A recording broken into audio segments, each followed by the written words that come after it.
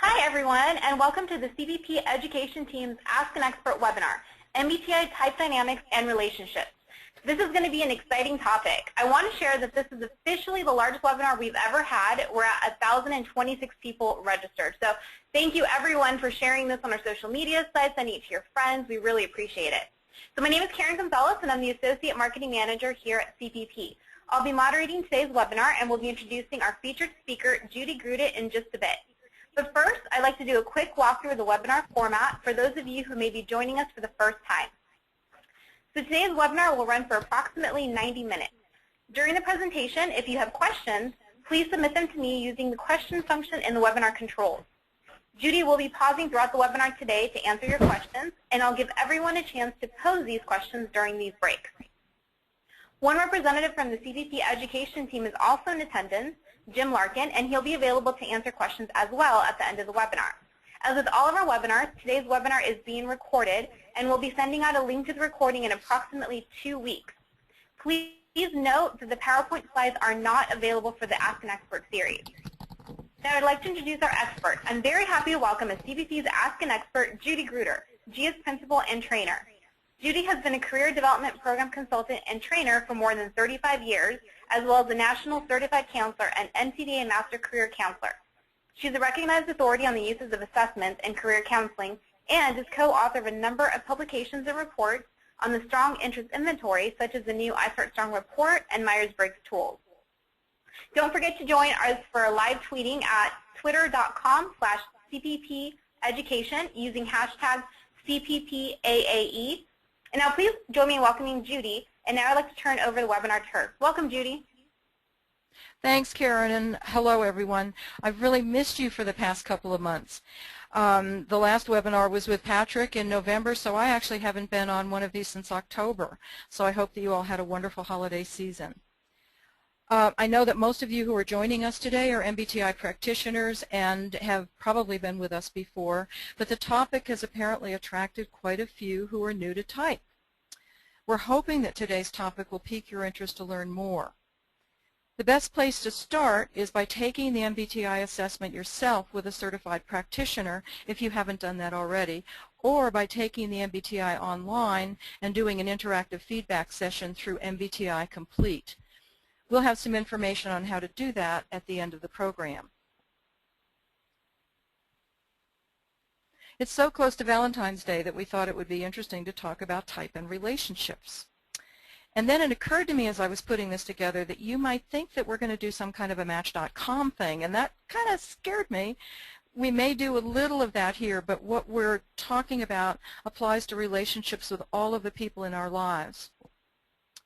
Friends and significant others, certainly, students, teachers, colleagues, supervisors, and direct reports. And I'm going to play some of it by ear, but I think we'll want to stop for some discussion at various points, and I'll let you know.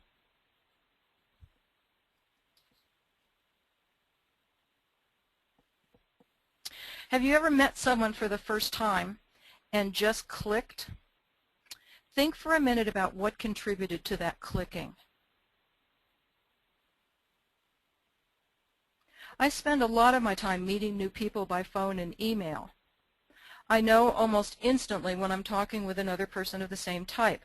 I don't have to reframe anything that I'm saying. We just naturally connect. But my type is a very small percentage of the population, and most of my initial connections do involve some reframing when I'm speaking. I'm borrowing a little here from Carolyn Zeisit's The Art of Dialogue.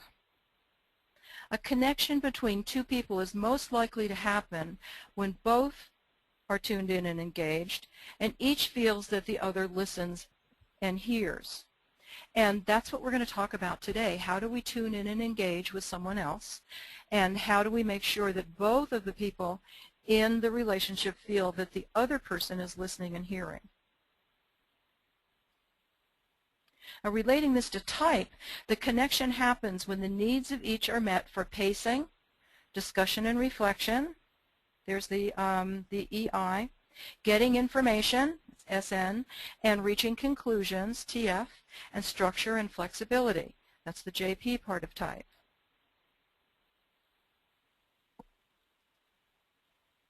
Kumaro, Barger, and Kirby suggest 2 rules for effective communication that I think pertain to that initial connection in a relationship more than anything else. It's the responsibility of the initiator to adapt to the receiver's communication mode. And it's the responsibility of the person who understands psychological type, whether initiator or receiver, to adapt to the communication mode of the person who does not know type. I'm going to come back to these rules a few times because as I demonstrate some type dynamics, you'll see how this really comes into play. I'm going to share a personal perspective here around type dynamics and relationships, and then I'm going to pause for some discussion before moving into the more theoretical aspects of relationships. As I'm sharing my personal example, maybe you'll think of some of your own that you'd like to share, and we can get some clarification around what's going on related to type. I have a lot of friends who are my type. My preferences are INTJ, and female INTJ types are rare. So over the years I've kind of grown a circle of female INTJ relationships. No matter what city I'm in or what campus I'm on, I connect with those friends and colleagues, and it's like we've never been apart. We literally pick up conversations that we interrupted years before. I suspect you've probably experienced something similar with your type. But when I fell in love and chose my life partner, I didn't fall in love with an INTJ. I fell in love with an ENFP. We were together for 35 years before his death and talked about this a lot. What attracted us to each other were our differences, how we complemented each other. But then we had to learn to communicate our differences in a way that connected. Notice that our shared preference was dominant intuition. And I think in a personal relationship, that might make it easier. We both perceive the world the same way in terms of possibilities. But he extroverted possibilities, and I introvert them. And I extrovert conclusions, that INTJ, and he introverted them, the FP. It would go something like this. I would mention that I had a training coming up in an interesting place, stated as a TJ done deal. I'd say, I'm going to Chicago for 2 days, want to come along and see your brother? He would respond with NP possibilities. Great, we can see my brother and go to the theater and take him to that wonderful restaurant that we all like. Then we can all drive down to Evansville and see Mom. Evansville is in southern Indiana, by the way, not exactly down the street, but my ENFP husband saw anything between Denver and Buffalo as a wonderful Midwest possibility. And since we're so close, let's pop over to Lexington and see Jamie. By the way, now we're in Kentucky, and it's turning into much more than a 2 or 3 day trip. My introverted N is now swimming. So my TJ shuts him down. Wait, it's a quick training. No way are we turning it into a spring road trip. He, being the non-confrontational type that he was, would then pipe down and move on to other things. I, in the meantime, that's my INTJ on the left, I, in the meantime, would go off by myself and start thinking, engaging my introverted N. Why not go see Mom? And being with Al for the road trip would be fun. In fact, we could also go up to Minneapolis and see Jean while we're in that neck of the woods, or maybe I'll call Jamie in Lexington and see if we should go south. My N was doing internally what his N had been doing during our conversation. Later at dinner, we would both start talking at the same time. Remember, he had had time to engage his introverted feeling judgment. You're right, he would say. It would be way too much for this time of year. And of course I had had time to engage my introverted intuition. You are right, I'd say. It's a great chance to see Al and, well, you get the picture. We had a choice. We could either keep totally miscommunicating and perhaps even wind up in an argument, or we could stand back and look at what we were doing. Thank goodness for type. He had to learn not to overwhelm me with exciting possibilities, all of his ENFP enthusiasm, and I had to learn not to shut him down, all of my INTJ skepticism. I've always said, I think most people around type agree, that love trumps everything, even type. For me, I've found that my best friends are my type, but as I said before, I tend to fall in love with differences, so I fell in love with an ENFP. I'd like to use this as a jumping off place for some discussion, and what I'm hoping is that you might have examples from your own that you'd like to share that maybe we can talk about using the type dynamics framework. We might actually end up doing some Match.com after all. You never know. Karen? Yep. Go ahead. I just wondered if anybody had jumped in. Yeah, not yet, but everyone, please feel free to send in your questions through the questions function if you want to ask Judy something. I want to pause for a minute just to see if anybody will share any of their own examples, or even if they don't know type dynamics, share a discussion. I tried to share a personal discussion that I had. Anything that you can share that we might be able to break down along type dynamics lines. I'm going to wait just a minute before I get into the theoretical piece. We just have some comments which are really funny. We got one from Dawn. It says, "This is great. As a mature ENFP, I am laughing at myself." Okay. And I love you, Dawn. And we have another one from Sandy, which I can relate in the past. She says, "My boyfriend is a P and I am a J. His P drives me crazy." Okay. Yes, definitely relatable. Yeah, and just to go back to the example that I was describing between INTJ and ENFP, it may not be the P. Who submitted this comment? Karen? I believe it's Sandy. Sandy? It may not, Sandy, it may not be the P that's driving you nuts. What the P suggests is that your boyfriend is extroverting SN. And so it's that combination of his S or his N with his P that kind of tweaks your J, because you want to get to a conclusion. And in the conversation, you want to see where you're going. And of course, what he's extroverting is all that SN stuff. He's going in different directions. That's what I was trying to demonstrate with Bill. I could make a very simple statement, and all of a sudden, we'd have a 3-week vacation planned around what I had in mind as a 2-day trip. It was a done deal when I said it.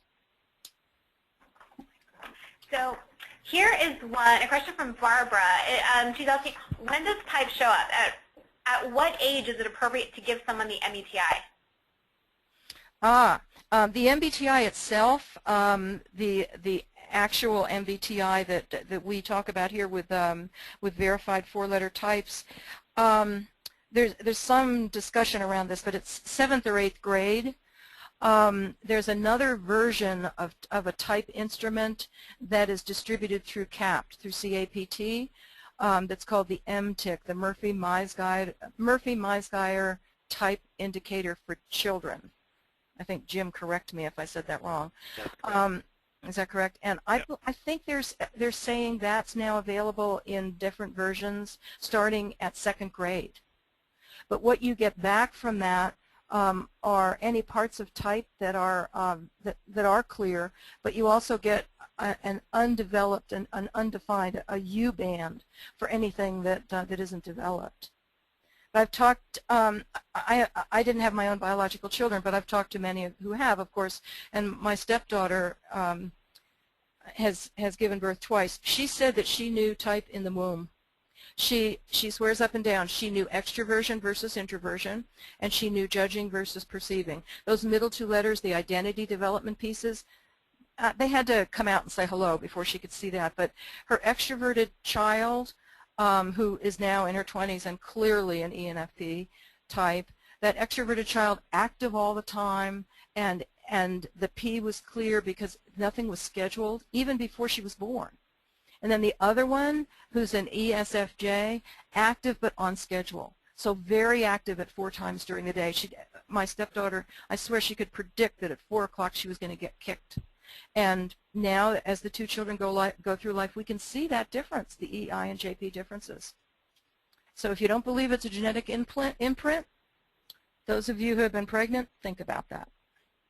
Now that's off topic, I think. Sorry.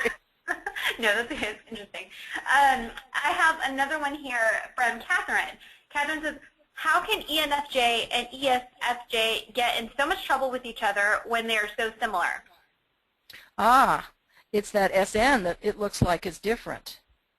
And what's going on is that you both talk through your feeling, the feeling part. So probably when you're talking with each other, you're probably very inclusive. Neither one of you is stating things as this is the way it is, there's no discussion. It's more, let's explore together where we're going, let's make our plans together, let's set our goals together. But then when you start looking at the information to make a plan, set the goals, one of you is talking big picture and thinking big picture and considering possibilities. The other one, and the ENFJ, when you're setting goals, you kind of start in the middle. You start with the part of the plan that intrigues you the most, whereas the sensing person is sequential in how they process information. And they're not going to get to the big picture until they put the pieces together sequentially. So again, the person who really knows type has to accommodate the other one with this. And it's if the ENFJ is talking, get the ESFJ buy-in with that sequential information line first before you come up with 1, 2, 3, 4 possibilities for making a plan. If the sensing person is the one who knows type, give an overall framework first. This is what I have in mind. Now, you've got the other person's buy-in. Now let me fill in some pieces. So it's just a question of making that initial connection, and that should help a little. But the good part is that you've got 3 pieces in common. That's amazing. Thanks, Judy. I have another question from Kathy. Kathy says, my daughter is a senior in college, INTJ, that has had difficulty building friendships. Do you have any suggestions? Well, I can speak with a little bit of knowledge here, being an INTJ. What's going on in terms of type dynamics is that she extroverts thinking, and INTJs develop ideas, that N part, at a pretty high level. Their brains move so fast and go so far forward that they're usually kind of ahead. They get to where the other person's trying to go before the other person gets there. And as soon as an INTJ gets to where they think the other person's trying to go, they say so. And we're going to talk a little bit later about something that I refer to as induction, where with introverts especially, in a relationship, you kind of need to stand back and figure out where the other person's coming from and then pace it so that you're going at the same pace. INTJs will make that jump. ENTJs do it too. And if they make the jump, it shuts the other person down, and that connection doesn't happen that builds relationships. I think the other thing that those of us who prefer intuition have to understand that 75% of the world is sensing. And so people who prefer intuition start off by speaking a language that isn't the language of choice of most of the people that they're around, unless they're in an environment that's an N environment. So what I've noticed that when a student who prefers intuition goes to a liberal arts college that's very idea-oriented, N is prevalent. It's all over the place. But then they go home or they go out into the job market and they're surrounded by sensing, and they don't get it. They don't understand why all of a sudden they're not understood, why relationships aren't happening, why connections aren't being made. And I wish I could remember where I first read this, but the piece of type that that connects most easily is the piece when S and N are the same. Remember, this is how you perceive the world. It's my husband and I had 3 letters that were different. The only thing we had in common was intuition. But as we used to say, at least we were starting from the same place. At least we had the same same kinds of possibilities in mind. We just approached them differently. But we started from a place in common. I hope that helps a little. That's just a huge question. Let's see if we have a couple more, Karen, and then I'll get a little bit more theory into it. Great. Here's another one by Sharina, which I'd like to know too. She's asking, how likely is it that you'd find someone that's your same type and have a healthy relationship? I don't know the statistics, that's for sure. I think there's some types that are much more overly represented in the population than others, the SFJ types, for instance, and STJ types. You know, I think, Karen, I think I have to respond anecdotally because I haven't read anything about this. But my own experience and what I've heard from others over 35 years of talking type is that it's easy to form a friendship with someone of your own type. It's it just connects. It just happens. I notice it if I pick up the phone and there's an INTJ on the other end. We're friends by the time we end the conversation 10 minutes later. And I remember those conversations. So when an email exchange happens or another call comes in from the same person, I connect right back to that initial conversation because I know that we made that initial connection. If you believe that friendship is the basis of romantic love, then there it is. You'll probably be friends for a long time. My sense of it is that you're going to there needs to be some type development going on just to keep keep it new. You know, I think what pops into my mind, into my big N head, is I think of the hexagon from the Strong, the Riasek hexagon, and when we're talking, and which is a lot like type, and when we're talking about that model, we talk about marrying into the adjacent corners of the hexagon. You know, picking as romantic relationships the people that share part of your type, maybe this part of your personality, maybe a secondary part or a tertiary part.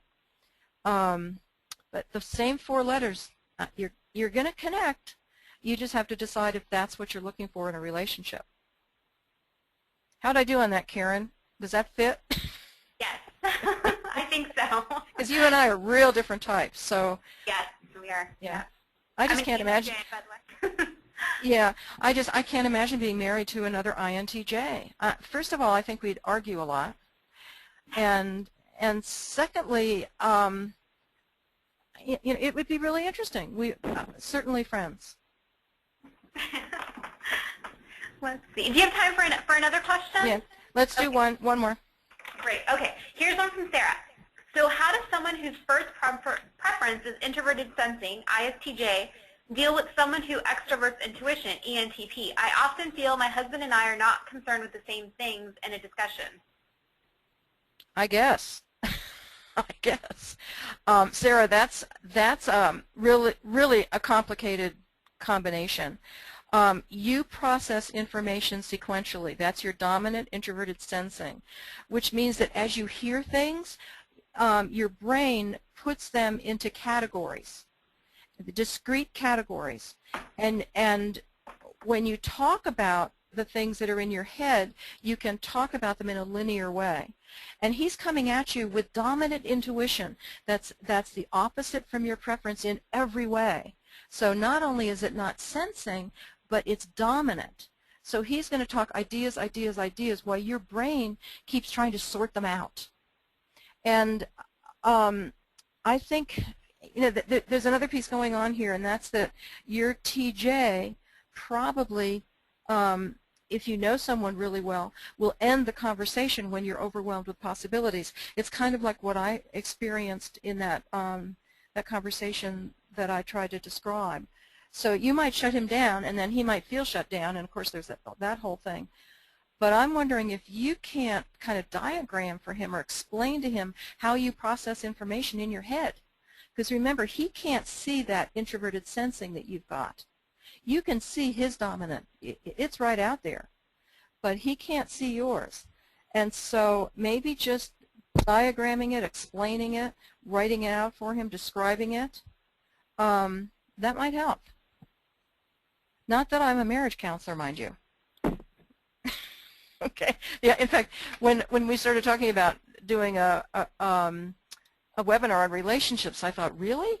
INTJ, and then I've been thinking about it for 3 months, and it's probably different from the ENFP perspective that you're going to get from the typical relationship counselor, I think. Let's put a little bit of theory behind this, and then we'll come back to some more discussion. Okay? Is that all right? Thank you. Yeah, perfect. Looking at this from the perspective of type theory, I think that relationships are about how we connect and what we connect around. So it's about how we actually say what we're trying to say and what's behind that. What our identity core is, what our interests are, what we're talking about. And so far, what we've been talking about and what was going on in the transaction that I was describing is the how of connecting. It's how we express ourselves. In type theory, we're talking about the rows of the type table. And I've tried to frame the discussion, as I answered the discussion, I've been trying to frame it that way as well before getting into the columns of the type table. The columns of the type table are what we connect around, what we talk about.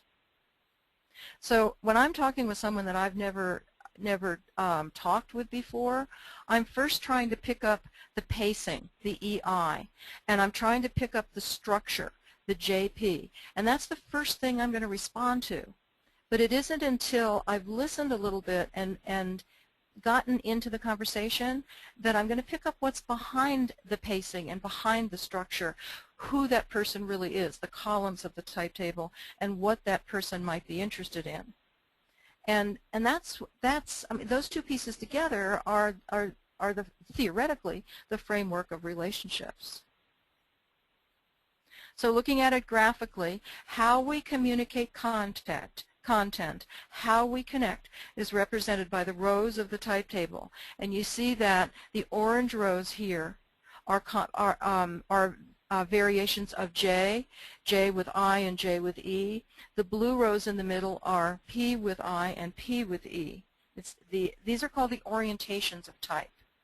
It's the energy with which we speak. EI is the energy with which we speak. And JP is the organization or the spontaneity with which we say it. So that's our style. That's the how of communicating. We'll talk about that theoretically first. Then I'm going to come back and pick up the type table columns a little bit.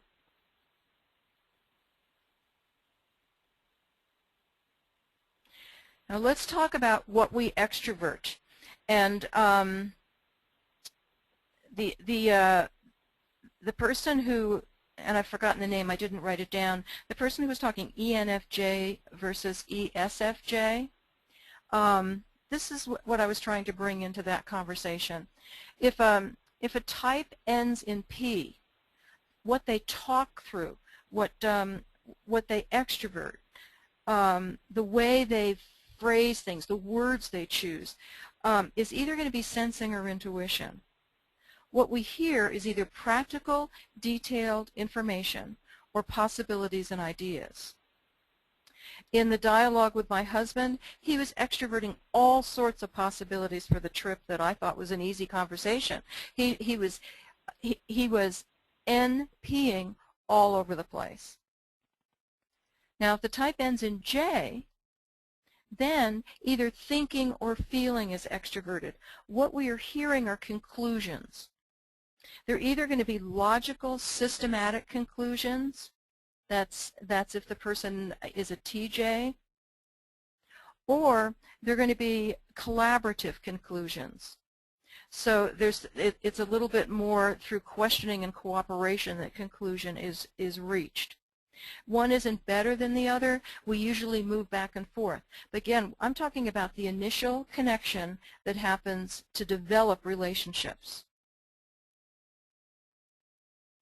You probably remembered that, you may remember, I certainly remember because I was there, you may remember that when my INTJ was discussing that trip with my ENFP husband, I responded to his possibilities with my TJ. They didn't make sense to my system of logic.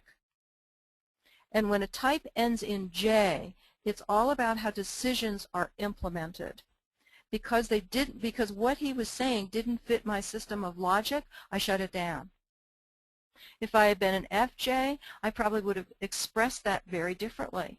It wouldn't have been a question of whether it fit my system of logic. It would have been a question of whether we were going to be with people that we wanted to be with, that I was making him happy, that I was making the family happy. But in my case, the place I turn to first when I'm talking about how we're going to do something is the TJ.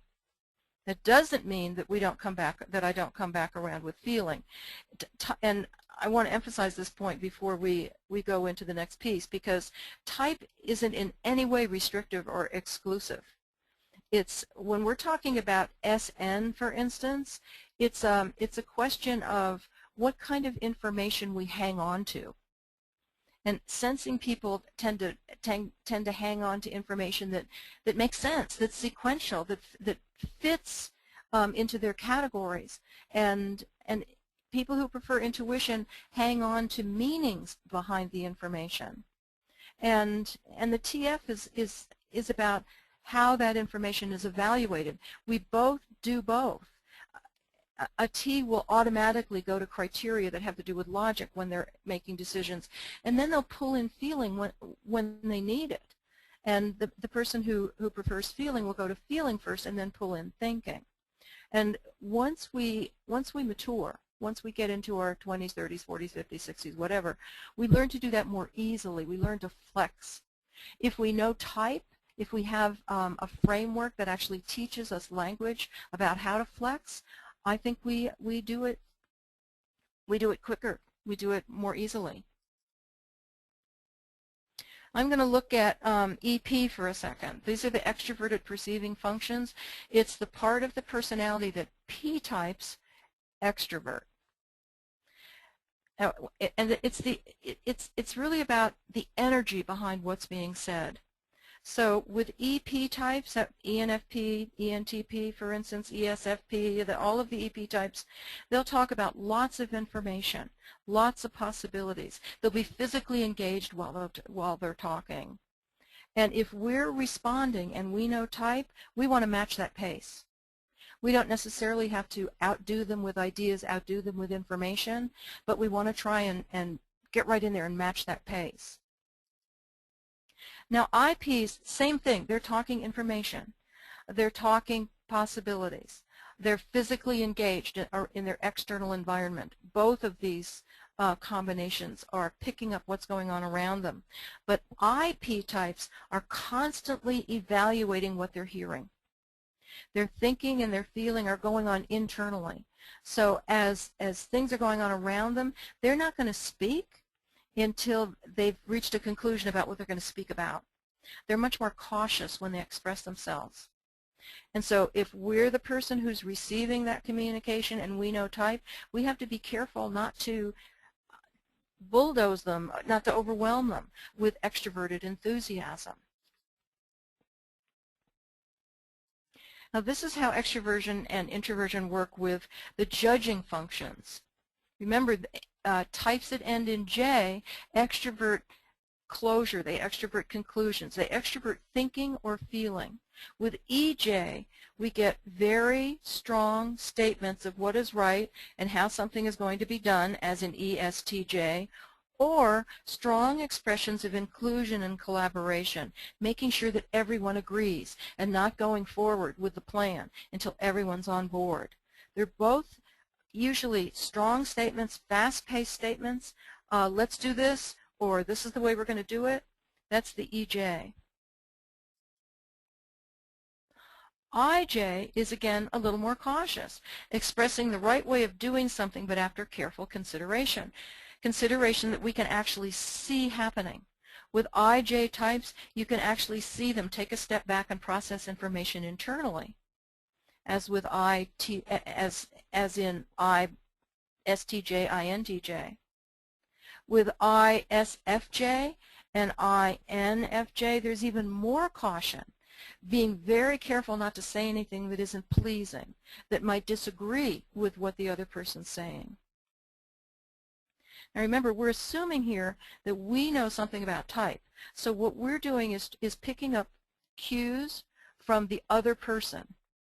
Back to these rules that I talked to in the beginning, It's our responsibility to adapt to the pace, to the structure of the person that we're trying to connect with. And it's the responsibility to adapt to that mode, and since we're the ones that know type, actually flex our language and flex how we're presenting something.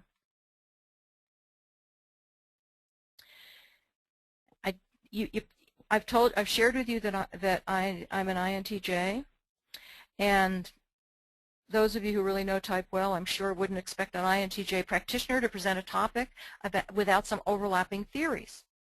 So I'm going to borrow here something else that helps with this, that's easy to get our hands around. I'm borrowing from David Tiedemann. David Tiedemann was one of my mentors back in the 60s and 70s. I don't think that he knew type. I'm sure that Tiedemann, in turn, borrowed his concepts from the military. He had a concept of work adjustment. And he said that whenever we enter a new environment, which in this case, a new environment is a new relationship, there's a mandatory period of induction. It's a period, think about it in terms of starting a new job, going into a new work environment, finding yourself on a new team, finding yourself in a new family, a new potential friendship, a new potential love relationship. There's a period where we don't act. This is what Tiedemann says. We don't act. We don't express opinions. We just stand back and absorb, listening for the real agenda of the environment. In this case, the real agenda of the relationship. This is where the pacing and the initial connection are established. So it's during that induction period that we're listening for EP. We're listening for that incredible enthusiasm, or the IFJ, the quiet, I don't want to offend you, we need to move more slowly, we need to pace this and structure this a little differently. And since we're the ones who know type, it's our responsibility to adjust to what we hear from others.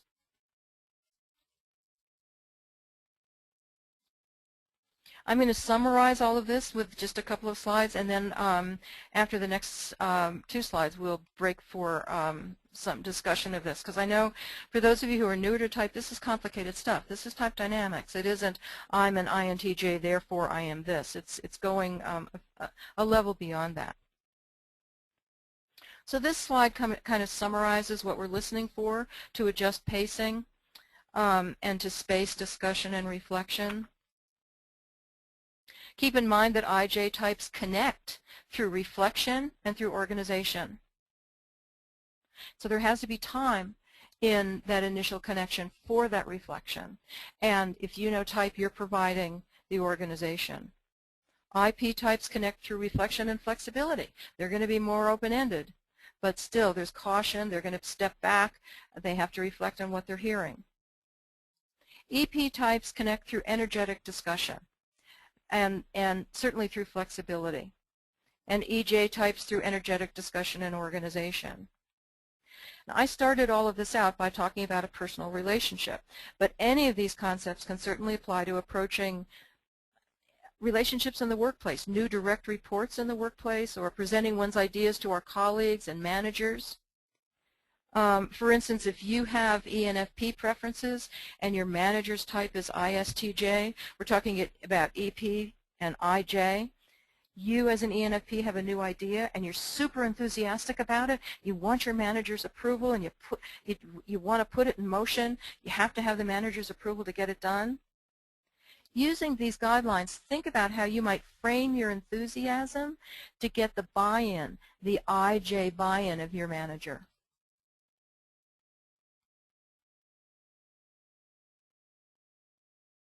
Now, once this initial connection has been made, we can move deeper. We can move to what we have in common, the columns of the type table, the what of relationships. Since we've been talking about type dynamics, it isn't always easy to process quickly. Maybe before we talk about this piece, we could pause for some discussion or address any personal questions or specific questions that come in. Anything that needs clarification at this point before we take a look at how all of this pertains to the workplace. Karen, it's in Hey, your so court. I'm combing through some of the, because we got a lot of questions in, so thank you, everybody. We did get what is a little more about relationship in the workplace. Okay, good. So we got one from Esther. Esther, my boss is an ISTJ male. What is the best way to talk to him about projects or plans that I want to develop and implement? There are two things going on. I'm going to go back a slide. Remember, you've got an ISTJ male. Time for reflection, decisive statements, and presenting whatever it is that you're trying to get his buy-in, however you're trying to present to him, presenting it in an organized, outcome-focused way. So this is what I'd like to do. Here is some evidence that it's going to work. I'd like you to think about it, and in fact, I'm going to give you some stuff to read, and then let's talk about it in a couple of hours. Or send an email first with that outlined in the email, and then say, can we schedule a time to talk about this and see if what I'm talking about is really possible? Great. Thank you. Okay. I got another one, Judy, from Bruce. Bruce says, I am an INFP. Although it does not occur all the time, I get most frustrated with clients who are ISTJ because it sometimes feels like pulling teeth, that I have to prove myself before they will open up. That's right. What is it about the INFP-ISTJ combination that's so tough? How can I accommodate? Well, when Bruce, first of all, I can only talk from what I've observed about INFPs. I'm not going to give you something out of a book. INFPs INFP types are very sensitive, private people, and when they express ideas, when they talk when they express something, that they're personally invested in what they're expressing, and ISTJs don't really care about that. What they want to hear is practical evidence, practical information, goal statements. Their dominant is sensing. When you say pulling teeth, what you're saying is you're asking someone who introverts dominant sensing to extrovert it. And there's nothing harder in the world to do than to take the natural orientation of your function and flip it and use it in the other way. I'm wondering if you know, you've got two introverted orientations here.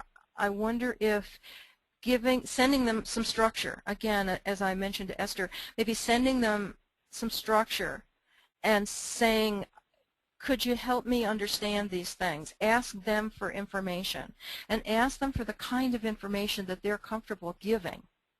So we're going to be talking about this. STs want to give you the information that they've researched, that they've found evidence for, that they've benchmarked, that makes sense to them. So that's what you have to ask them. In fact, a couple of weeks ago, I was doing some supervision with an INFP counselor who was getting some NCC hours, and she was counseling an ISTJ, I think, although we didn't have MBTI, and she kept looking for the roots of her client's passion. She was trying to engage imagination and possibilities. It wasn't going to happen. It just wasn't going to happen. ISTJs build to possibilities by collecting evidence. So if you give them a chance to do that, ask them in writing or just by a couple of lead questions, I think it might draw a little bit more of it out. And when it comes out, remember with an ISTJ, it comes out as a done deal. It comes out as a TJ. So here's what you're asking for, period. But then their dominant sensing could get some more information, and that could change completely. Just remember, with introverted J types, they sound like they're finished. They sound like they've reached their conclusion, and they have, until they go off by themselves and engage their dominant introverted sensing or intuition. When it opens it all opens up again. Judy, can I interject something? Please, Jim. Could this share your type, Jim. I am an INFP. Thank you. But as you've been talking, I've been thinking of Joe Friday from Dragnet. Just the facts. Just the facts, man. Yeah. When the victim of the crime is telling their story and how awful it was, and he's just the facts, ma'am. It's not about the implicated? How are others affected? We just want to get the facts. And then they'll go and draw their conclusions after they've gotten all the facts. And what I heard, I think it was Bruce who asked the question, what I heard Bruce asking was how to draw the ISTJ out. So if you're an INFP, and what I was addressing was how to get that person to share whatever it is that the INFP wants shared. And that's probably where I should have started with Bruce's question, is what is it that you're trying to draw out? Are you trying to draw out feelings? Because this person naturally extroverts thinking. Are you trying to draw out information? Because this person introverts information. So I agree with what you're saying, Jim. I just think maybe I should have tackled it a little bit more simply. And your Joe Friday reference is so right on. Jeez. And of course, many of our audience may be too young to remember I know. that. I can just hear them saying, "Who the heck is Joe Friday?" Go ahead, Karen. Hit us with the next one. Thanks. Okay, the next one is from Kathleen. Kathleen says, please confirm that the dominant trait of someone with a P preference is the second letter, either extroverting or introverting, depending on the first letter. Okay. I'm not sure that I can confirm it. Say it again. Okay, let me read the whole thing. Okay. So please confirm that the dominant trait of someone with a P preference is the second letter, either extroverting or introverting, depending on the first letter. Gotcha. Okay, P doesn't tell us what's dominant. P tells us what's extroverted. So what P tells us, this for those of you who are new to type, pardon for a minute, this is like this is like some secret code. P tells us what the person extroverts. So if a type ends in P, they extrovert the second letter of their type. If their letter begins with E, then that's dominant. But if their type begins with I, then the second letter of their type is auxiliary. So the rules for identifying the dominant are that you start with the last letter, which tells us what's extroverted. Then you go to the first letter to see if they're an extrovert or not. If they're an extrovert, then what they extrovert is their favorite stuff. But if they're an introvert, it's not their dominant. It's the other letter that we can't see that's going to be dominant. Cool, thank you. I'm not going to say any more because I just make a mess of it. Thanks. Okay, here's another from Debbie. So Debbie asks, and actually we've had a few questions about resources where they can find some of this information, but she asks, is there a relationship that's based on MBTI? I know there's a communication and also conflict report, but when I hear Judith, who is, all caps, crazy brilliant on type, I would love to have a book dedicated to the kinds of things she was just saying. How, for example, the ISTJ is sequentially processing info and the ENTP is throwing out tons of options and may overwhelm the ISTJ, etc. Yeah, and Debbie, if you find that book, I'd really like to see it too. No, honestly, the best work on relationships that I've seen is Naomi Quink's work, Q-U-E-N-K. You can Google that or go to the CAPT website. I'm not sure, Jim, does CPP still sell, you don't sell books anymore, do you? No, that's correct. So you're going to see her, you're going to find her work on stress in the grip. There's a was that really me? But she also wrote a book, and I'm sorry, the title isn't right in the front of my brain. She wrote a book that was based on her own relationship with her husband. Naomi Quink is an INFP psychotherapist, clinical psychologist, and she was married to an INTJ Jungian analyst. And she wrote a relationship book that started with that and then talked about other relationships. I'm sure if you go to capt.org, capt.org, and do a search for Quink, Q-U-E-N-K, it'll pop up. If anybody else, are you working on it? Oh, good. Thank you. Okay. Thank you. Let's do a couple more, and then I'll take the next piece because we'll have time at the end for discussion, too. Okay, great. So here's another from Kristen. Kristen says, I do have a question. How can an ENFJ cope with the dark places they often experience when alone for too long when they presently don't have a deep connection with anyone else to combat the loneliness? Oh, my gosh, Kristen. That's such a beautiful question. Just so we can put it in type dynamics perspective, ENFJ types, extrovert dominant feeling. They, more than any other type, ENFJ and ESFJ actually, more than any other type, they need to be, the first thing that comes to mind is they need to be in a happy place. They need to be with other people who appreciate them and care about them. And the theory says, and Kristen, I'm not talking about you specifically, but the theory says that when that isn't the case, when they're alone too much, they go into their dark, introverted thinking. So it's the inferior part of the personality. So instead of thinking being logical support for who you are, it becomes self-critical, and it does get really, really dark. The theory says, and again, this is Naomi Quink's work, that the best way out of that, interestingly, for this type is through sensing. It's going to be through the tertiary sensing function. And I'm trying to think how that plays out. I have two scenarios. I have an ENFJ colleague. She actually worked with me in the same office for a long time. And I remember when she was working on her dissertation, and she used to call me, and I probably wasn't the right person to call because she was calling a dominant N, and what she really needed was some sensing. But I knew enough about theory then to suggest that we just go out for a meal, or take a walk, or do something that involves sensing. And what sensing does for ENFJs when they're in that darker place is it grounds them. It grounds them in something that's real.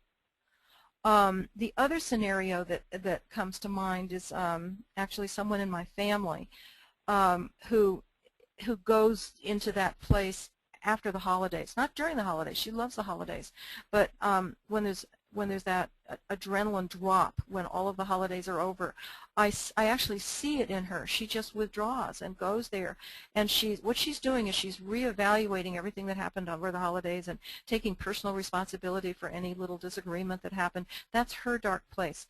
And what she's learned to do is when that happens, she goes to sensing too, but she takes on some very small sensing project that she can complete in a hurry.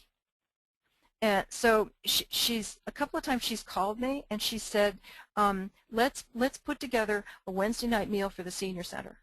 And by golly, it's a very small project. We have a small senior center in Lake Tahoe, and we put that together. And what I see is as soon as she starts getting in that sensing, then her N and her F come back. So those are a couple of examples. I'm sure that there are hundreds of other examples out there. But the key, and we're going to talk about this. In fact, one more question, Karen, and we'll go on, because I wanted to hook into what Patrick said in his stress webinar about this. And Kristen's question is right on point with that. Okay, thanks, Judy. I just want to go ahead. Jim? The book is by Alex and Naomi Quink. Oh, it's the two of them. Okay. True Love, Finding the Soul in Love Relationships. There you go. Great. Next Valentine's Day, we'll do a workshop on that. In fact, get Naomi. We'll do it. I can play Alex's role because I know he's passed away, and Naomi and I can do it together. Okay, one more question, and then we'll take the next piece. Great, and I just want to call it real quick that we got two comments from Aubrey. Aubrey is sharing that there's a book through CAPT called Intimacy and Type, and another that Judy talks about, another Judy, it's called Just Your Type, Create the Relationship You've Always Wanted Using the Secrets of Personality Type by Paul Teager and Barbara Barron-Teager. Yeah, and just to give you a quick book review, the Intimacy book is good. I have that. It really talks about type dynamics. The Teager and Teager book is very static with type. It doesn't do the type dynamics thing. I mean, it's interesting. It talks about how ISTJs and ENFPs get along or whatever, but it's very static. It's assuming that we don't access the other pieces of our type.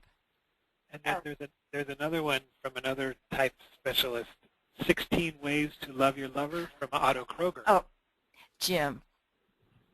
It just came up on the book word. I know. It's cute. It's Oh, cute. that's a cutie. Okay. Yeah. Again, and Otto's work's wonderful. I mean, he's been working in type forever, and we all adore his work. What Otto does with his writing and with his Love Your Lover book is, it's very stereotypical tips. All right. Does that make sense? I mean, it's good though. It's cute. No comment. Okay. It's good. It's good. And we need things that from all different perspectives. So there's a lot out there. My gosh, we can research forever how to love our lovers and make it work. Shall I go on, Karen, so I can get the ending points across, and then we can have some more discussion? Sure, yeah, I'll save these questions. Thanks. Okay, because we're going to switch gears quite a bit here and talk about the columns of the type table, focusing more on work relationships, specifically what motivates the people we work with, our colleagues, the people we manage. And I'm going to make a few simple points, and then I'll hit the theory piece a little bit too. I've been doing workshops for years where we spend an entire day experiencing type and verifying preferences, and we do that through discussion and activities and reflection, and we just spend the whole day experiencing type together. And part of the message of those workshops is that you don't just figure out your type by taking an assessment. There's much more to experiencing your type and verifying it than just seeing the results on an indicator, for instance. But one of the questions that we use to generate discussion around thinking versus feeling is this question: when you're working on a project, how do you want to be appreciated or recognized for your work? And it's a question that speaks pretty directly to what motivates us to be engaged in a work environment, what motivates us to do our best. So, and I've used this in a lot of supervisory supervision leadership workshops where we're teaching managers how to motivate their direct reports. When I was first doing type workshops, I used to frame the question as, how do you want to be appreciated? Thought it was a pretty clear question. And I noticed pretty early on that the question wasn't getting at what I wanted it to get at. And I'd walk around the room moving from small groups of T's to small groups of F's and back, and I noticed that half of the workshop participants weren't fully relating to the question. The feeling types were engaged. They would come back to the large group with all kinds of ways that they'd like to be appreciated. This applies, I think, to all relationships. But the thinking types weren't connecting to the concept of appreciation. After a few trial runs, workshop participants reframed the question for me to engage both feeling and thinking types. How do you want to be appreciated or recognized for your work? And what's come out of it over the years is that most feeling groups don't even talk about recognition. They want to be appreciated, and usually in small personal ways.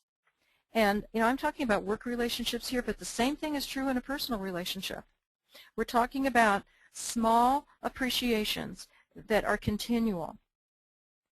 They talk about thank yous as they're moving through a project and frequent affirmations. They like receiving personal notes and small gifts, and flowers work too.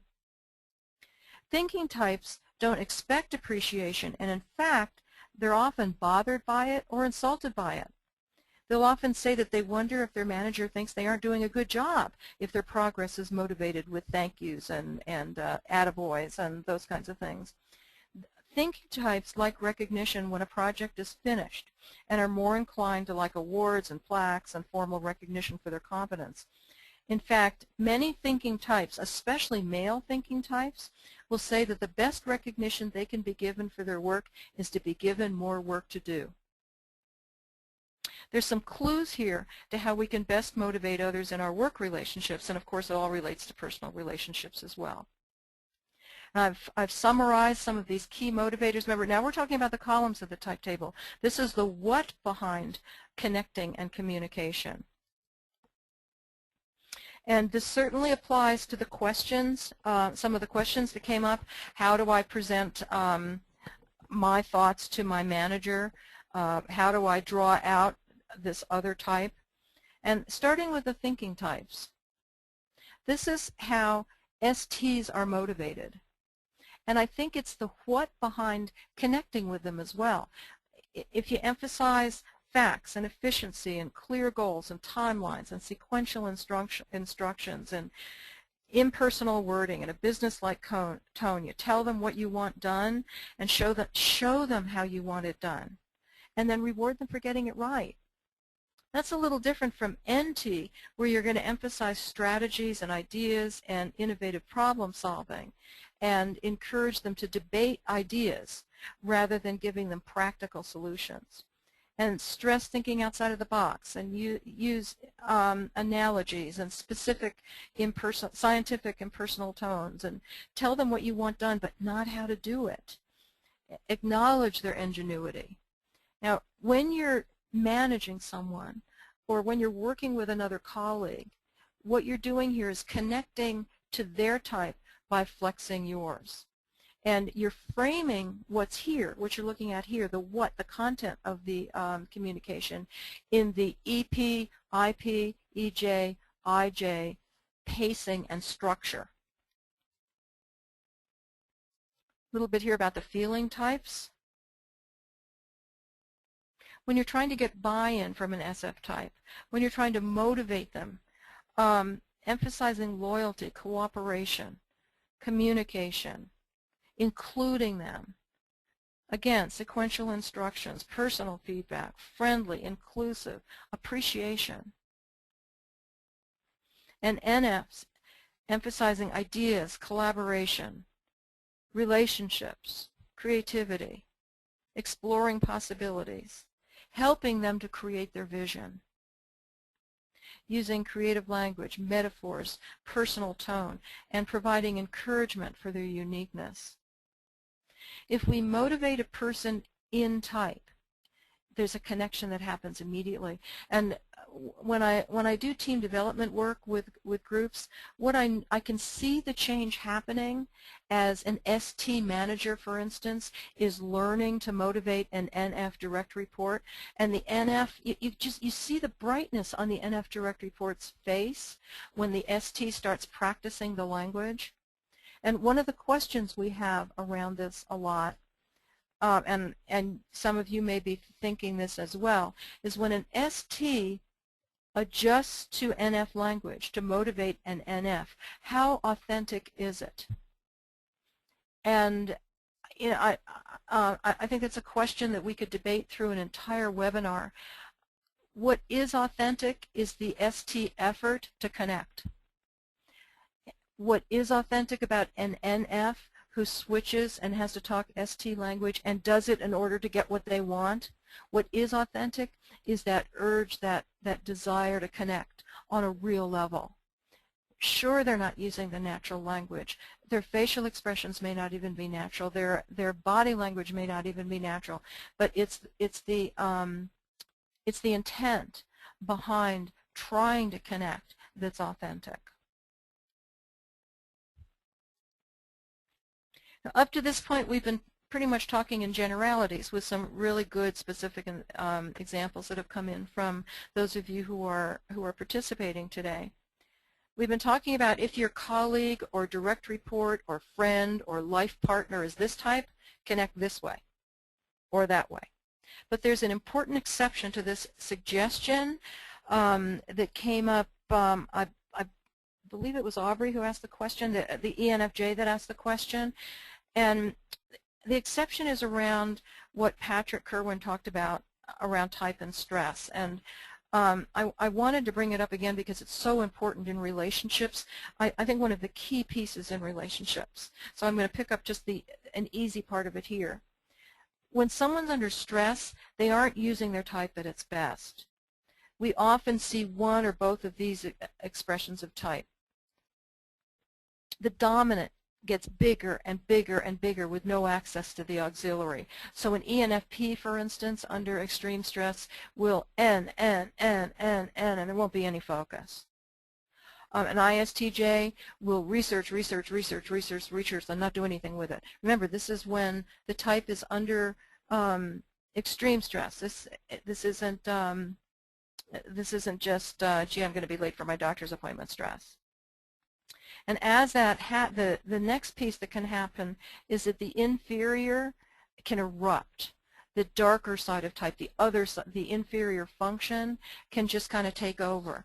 And if a person is in that situation, if they're acting completely out of sorts, if they're just behaving badly, as we call it in our house, then you don't want to follow the suggestions that I've been making throughout this webinar that we've been talking about, because if you connect with them through what you know about their type, it's going to make it worse instead of better. Let's look at ENFP, for instance. One of the things that ENFPs often experience when they're stressed is exaggerated dominant intuition. So they have little access to their feeling function, their auxiliary function, the part of the personality that focuses. They experience a total explosion of ideas, no feeling judgment to control those ideas. Eventually, they can become overwhelmed with possibilities and become paralyzed to act. And if we respond by our own rules with ideas, possibilities, encouraging creativity, all of those things that we've been talking about that, EPs and NFs want, they're likely to explode even more. Or they might even be gripped by their inferior sensing and totally reify on one unimportant piece of data. So if you're working with a colleague, or if you're married to an ENFP, or sharing your life with your personal life with an ENFP, if all of a sudden they start super micromanaging, if they start being critical, extroverting that T much more than usual, you don't want to get all enthusiastic with possibilities, because it will drive them more into that micro attention to details. And let me look at ISTJ just to show you how it operates, but in reverse. Their dominant function is introverted sensing. And under stress, they might find themselves drowning in data and lack of access to thinking judgment to balance their type and help them to focus. And if we approach an ISTJ under stress with more and more factual information, they'll also be overwhelmed and paralyzed to act. So it goes back to what I said about induction, what Tiedemann said about induction. We have to, it's our responsibility, we know type. So we have to kind of step back and absorb and listen and try to pick up on where the other person's coming from as we're making connections. Now ISTJ, when they're gripped by their inferior function, which is intuition, they sometimes just become totally overwhelmed by negative possibilities that will affect them personally. They go into the dark side of N plus F. And this is something to keep in mind for any type in any relationship when friends, colleagues, bosses, partners, children, whatever, are behaving in a way that's not typical. They could very well be trapped in their least comfortable mental function. And in the case of ENFP, that's introverted sensing. And you're going to see a normally enthusiastic and supportive manager who, with too many things on his plate and faced with deadlines, turns into an excessive micromanager and asks you to start turning in very detailed reports that somehow the bigger picture is lost. And for ISTJ types, it's extroverted intuition, the normally organized, responsible colleague who, with unclear instructions and not enough information to fall back on, expresses dire possibility on top of dire possibility on top of dire possibility. You don't want to give them more information because it pushes them back in. And Patrick talked about this, that if we approach types the way we normally would, it encourages them to just keep doing what isn't working. What seems counterintuitive to what we were saying at the beginning of this webinar is that when someone is stressed, if the whole office is in stress, if the family is all stressed out, the approach that's most likely to connect with them is through the tertiary function, to help them to bridge the gap from their least preferred function back to what's preferred. We want to move them from the heart of type that is opposite their preferred by starting next door. So if you've got an NF that's gripped by ST, you don't want to give them NF because they're not going to be able to handle more personal possibilities. Instead, you want to go this way. So you want to approach them through T, the tertiary of the ENFP, for instance.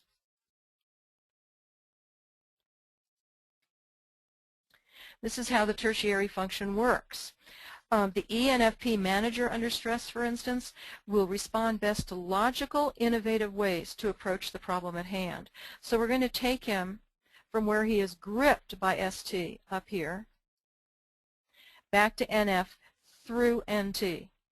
So you're going to connect around the NF that's natural to the ENFP's type. You're trying to get there, but you're using T as the door back around to NF. It's the tertiary.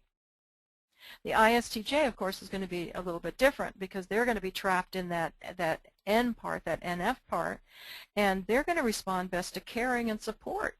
So we're going to take her, our colleague, from where she's stuck in NF back through tertiary feeling to her natural ST. Now that's the theory behind releasing stress. It's almost an instant fix in the moment, but we also have to pay attention to what's going on behind the stress, what's causing the stress. As counselors, as coaches, as therapists, as educators, we pay attention to that and help people to deal with what's going on behind the stress behaviors or make appropriate referrals.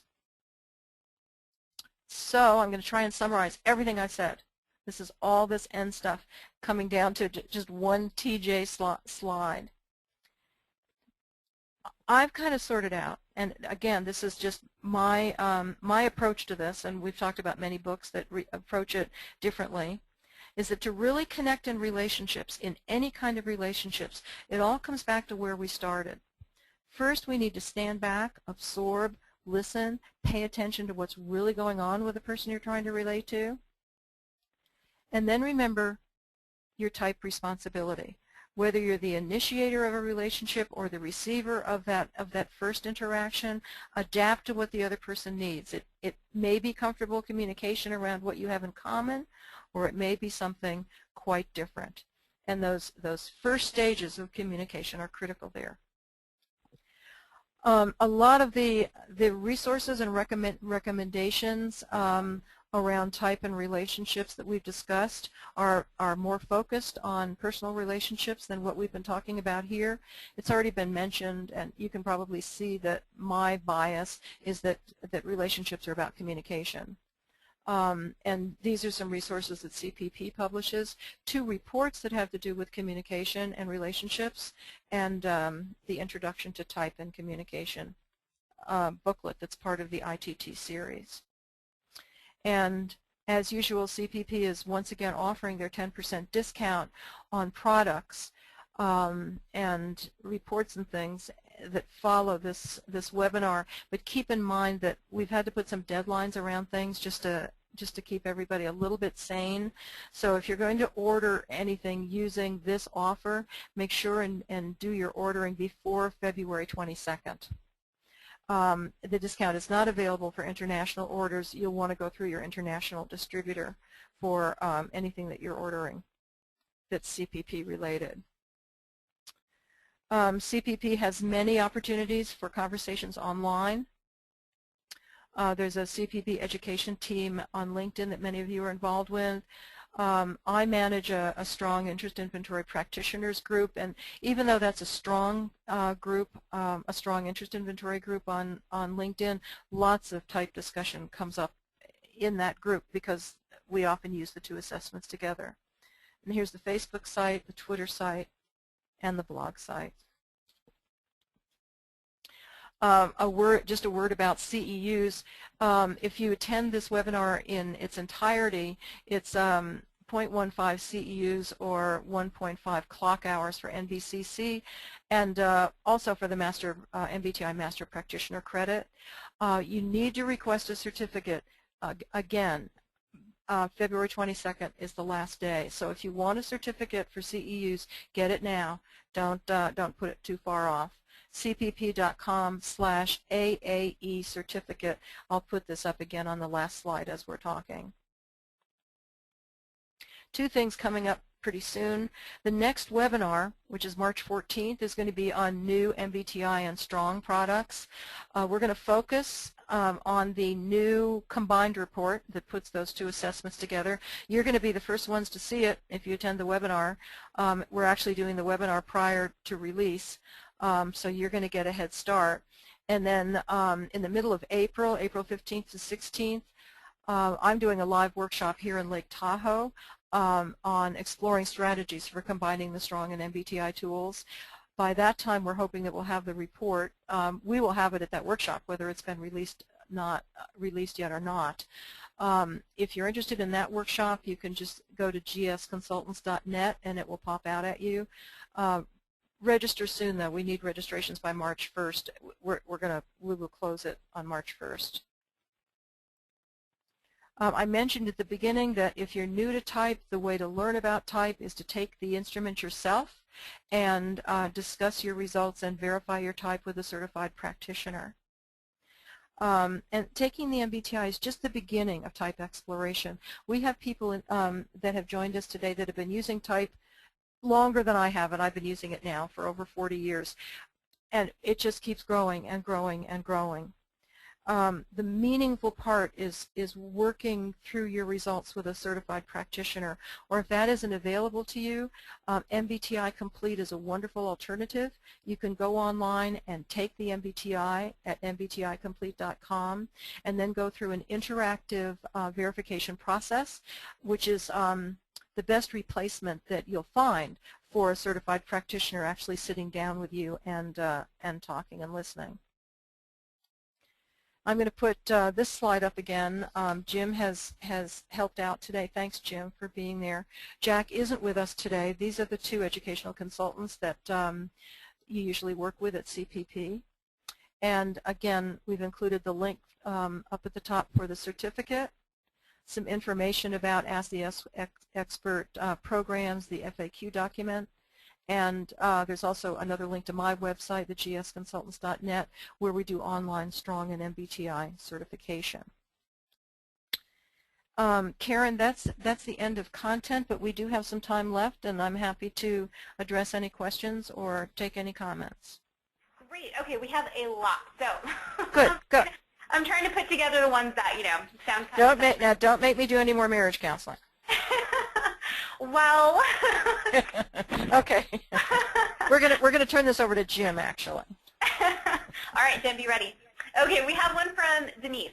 Denise says, I am an ENFJ. My husband is an ISTP. We have challenging conversations. I feel like we are on two different planes when we are talking. What strategies can you suggest for better communication? Well, you are on two different planets. I mean, all four, if I wrote it down correctly, all four preferences are different. Yeah. So keep in mind, first of all, what I notice about ISTPs is that they're so aware of everything going on around them, and they're hands-on. They want to solve problems by fixing them. Now, if you express as an ENFJ, if you express a problem or something that needs discussing, his natural instinct is going to be to fix it. And so I'm just wondering, as an ENFJ, this is my marriage counseling hint of the day, if you tell him what you really need. I mean, you're going to talk through feeling. So you're going to be inclusive and caring and friendly and supportive, and just say, all I want you to do is listen and care about me. Then maybe he'll hear that. But I think one of the books on that we talked about how two types can relate would be helpful, because they are two different types. Proof that opposites attract and that love trumps everything. Right, Jim? Absolutely. Okay. Okay, here's another from Tamison.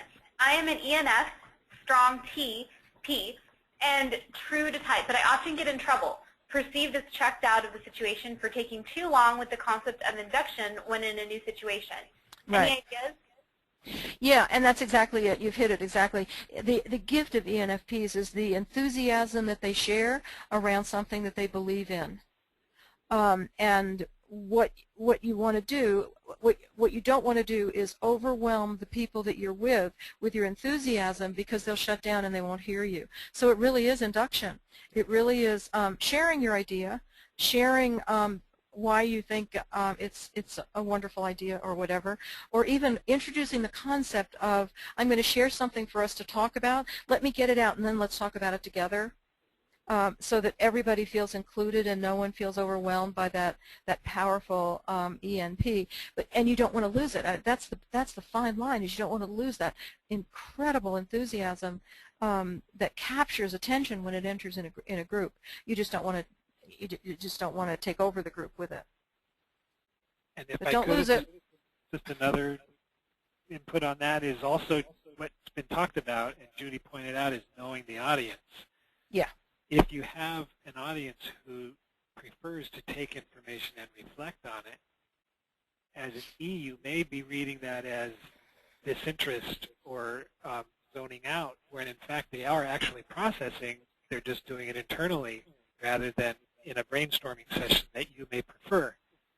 So it may be helpful to clarify, did you hear me? Are you thinking about it? And to get them to say, yeah, that was a great idea, but give me a minute before I come up with a response that I feel comfortable with. Yeah, and it's you see, ENFP is that's dominant intuition, and what I'm always conscious of, because I have dominant intuition too. My brain is moving as fast as their mouths. So when they're talking, my brain is just going a mile a minute, and I can't get it out. I can't get it out. But I'll sometimes even raise my hand. But if I interrupt, then of course they lose their energy around N. It's really tricky. It's really tricky. Exciting though. I mean, that's why type never quits. I'm breathing. Okay. Here's one from Monica. Monica says, and this is a really good question, how do you use type and engage your partner when you know type and they don't? Listen for clues. Listen for clues. First of all, listen for pacing. Extroversion, introversion, and structure. Extroversion, introversion, and judging, perceiving, that EIJP, that's easy to hear. Extroverts talk with energy, and introverts talk more carefully, more cautiously. And perceiving types talk in open-ended ways. And judging types talk conclusively. They talk in outcomes. So listen for that first. That's the easiest thing to pick up. If you can match that, then you'll make the initial connection, and then they'll begin to share the middle two letters of their type, and you'll be able to pick up on what they're interested in. I mean, this is, you know, my husband died 8 years ago, and I didn't get back into the dating scene until a year ago. And you know, I go out on a few dates with someone. This is what I do. I sit at dinner and I listen for type. And they're always amazed after about an hour. They're amazed that they're telling me so much about themselves. And it's because if you listen for type and you connect with pacing and structure, they'll share like mad. We should run a dating site, Jim. Come on, let's do it. That's too funny. Thanks, Judy. Here's another from Hannah. My husband is an INFP, and he's in an extremely challenging situation at the moment. And I would say it's safe to say that he's in the grip, Although we are similar types, I am an ENFP. I'm at a loss about the best way to provide support. What helps an INFP in this type of situation? It's interesting because only one letter different, yet the dominant's completely different here. See, he's INFP. Jim, back me up here or disagree with me. INFP under extremely difficult situations will go into that the extroverting thinking. They get very nitpicky. They withdraw. INFPs withdraw, and then they get nitpicky. You know. Yeah. Jim, I go to sensing. It's hard for Ian. I resemble the case presented. I've been married as an INFP to an ENFP for 32 years. Okay, then.